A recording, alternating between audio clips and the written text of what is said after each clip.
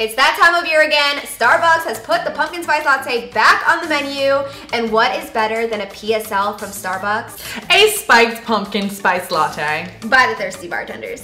Make this cocktail at home and let us know what you think. Make it for someone you love. Now we are no baristas, okay? We're bartenders.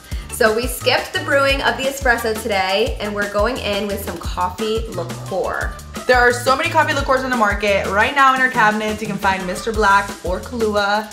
Those are delicious. If you guys wanna make this cocktail alongside us, go to bottleover.com and get yourself some booze. Coffee's getting cold. Let's dive into this recipe, girl. Okay, let's go. We're gonna make this cocktail directly into our coffee mug. We're gonna start off with 3 ounces of coffee liqueur.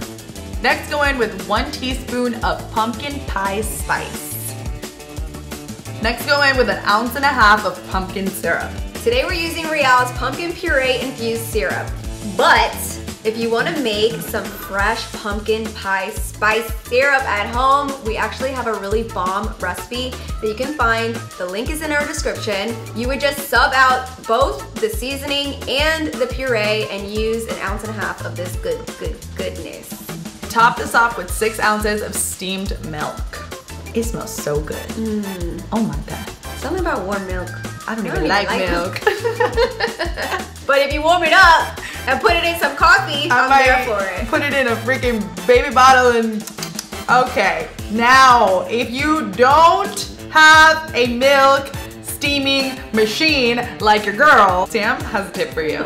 You can take some hot milk, put it in a blender, and it will do basically the same kind of thing. Or you can even put it in a jar, shake it up, take like 30-40 seconds, shake it up. Be careful because it might try to explode on you, so make sure that lid is on real good. And you're gonna get a workout. Now top it off with some whipped cream and some pumpkin pie spice seasoning.